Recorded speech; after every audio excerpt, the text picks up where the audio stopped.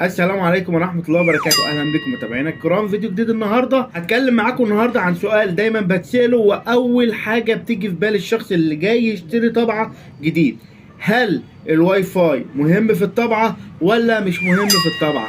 إن شاء الله إجابة السؤال ده في الفيديو ده. ما تروحش في حتة تانية، ما تنساش تدعم القناة باللايك والاشتراك وتشير الفيديو في كل مكان عشان غيرك يستفيد. أشوفكم بعد.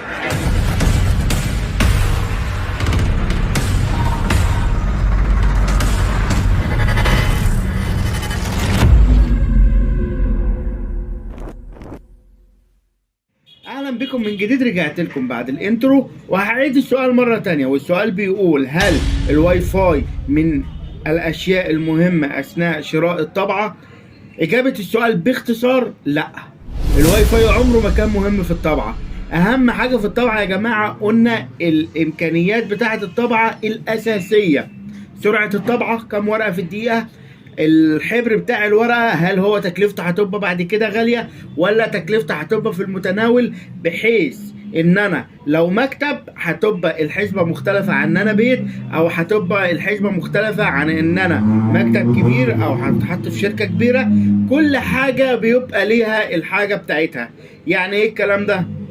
يعني حضرتك لو محتاج الاوبشن بتاع الواي فاي مفيش مشكله ان انت تشتري طبعه فيها واي فاي، بس لما نيجي نبص على طبعات الواي فاي هنلاقي ان طبعات الواي فاي تكلفه اعاده تدوير الحبر بتاعها والمستلزمات بتاعتها غاليه شويه.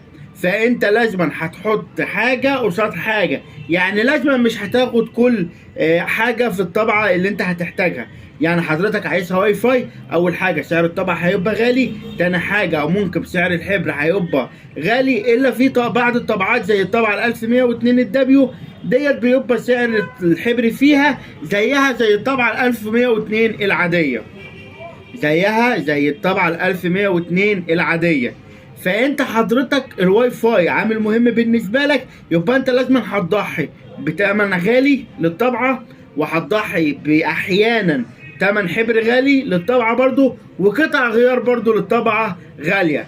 ليه؟ لان حضرتك لو طبعتك مثلا ضربت حاجه اسمها كارت الفورماتر او كارت الداتا، في الحالة ديت سيادتك هتلاقي ان تمن كارت الداتا اللي هو بيدعم الواي فاي غير تمن الكارت الداتا اللي هو العادي، فبالتالي ده هيزيد تكلفة عليك في الصيانة بعد كده. طيب، هل ان الكارت الفورماتر ده بيتغير على طول؟ لا، مش بيتغير على طول، بس يعني نقوله ان هو وارد ان هو يحصل.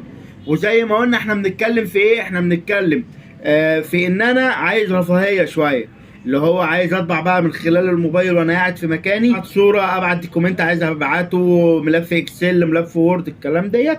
فبالتالي حضرتك الرفاهية دي مش ببلاش، الرفاهية مش ببلاش. فالواي فاي لا، مش عنصر مهم خالص، مش عنصر مهم خالص. لا، ده انت ممكن تجيب طبعة تشيرها على النت من خلال كابل النتورك وتبقى سعرها اقل شوية من الواي فاي، وتقدر تطبع عليها برضو من على الموبايل. الموضوع مش متحجم على حد الواي فاي بس. مش معنى كده ان انا بقول لا ما تشتروش يا جماعه الطبعات اللي فيها واي فاي، مش بقول ان انت حضرتك ما تشتريش اللي هي الطبعات اللي هي بتدعم الواي فاي.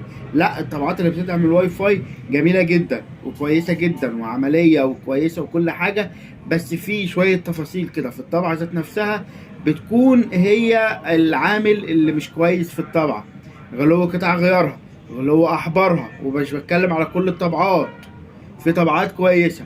طيب، عشان احل الاشكاليه ديت اعمل ايه؟ حضرتك قبل ما تشتري لو محتاج طبعه واي فاي، او خلاص قررت ان انت تشتري الطبعه الواي فاي ديت، ممكن تسال اي حد او تدخل على اليوتيوب او على الفيس او اي مكان في ناس بتشرح عن الطبعات. ممكن تدخل وتشوف هل الطبعه ديت عمليه كويسه مش كويسه، احبارها فيها عطل شائع ولا ما فيهاش عطل شائع، الكلام ده كله علشان تريح دماغك بعد كده من مصاريف التشغيل. لانك حضرتك المفروض ان انت لو جايب طبعه المفروض ان انت بتوفر تمن الطباعه بره.